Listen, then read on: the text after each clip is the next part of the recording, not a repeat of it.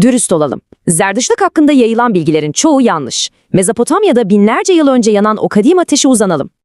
Bu ateş öylesine güçlüydü ki onu söndüremeyenler asırlar boyu sürecek karanlık yalanlar uydurmak zorunda kaldı.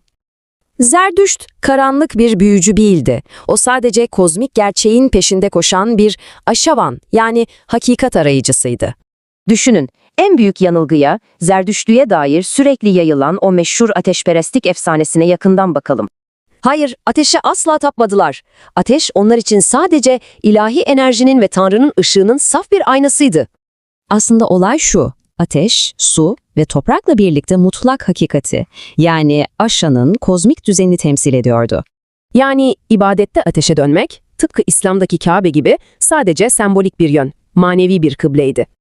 Gelelim bir diğer büyük illüzyona. Dinin birbiriyle savaşan iki eşit Tanrı'ya dayandığı yalanına. Oysa orijinal metinlere, yani Gatalara bakarsak karşımızda katıksız ve kesin bir tek tanrılı inanç duruyor. Çünkü Ahura Mazda evrenin mutlak, tek ve her şeye gücü yeten yaratıcısıdır. Hiçbir rakibi yoktur. Ya kötülük? Ehrimen rakip bir tanrı değil, sadece ışığın yokluğunu simgeleyen yıkıcı bir parazitten ibaret. Peki böylesine rasyonel ve derin bir felsefe yüzyıllar boyunca nasıl bu kadar ağır çarpıtıldı? Cevap basit. Rakip siyasi ve dini otoriteler onları dışlamak için mecusi kelimesini sistematik bir silaha dönüştürdü. Tüm bu teolojik saptırmalar ve etiketler dinin gerçek entelektüel derinliğini unutturmak için hesaplanmış hamlelerdi.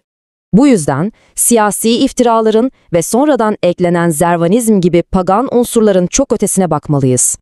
Unutmayın, gerçek Zerdüştlük, insan aklını, doğayı korumayı ve mutlak özgür iradeyi yücelten bir felsefedir.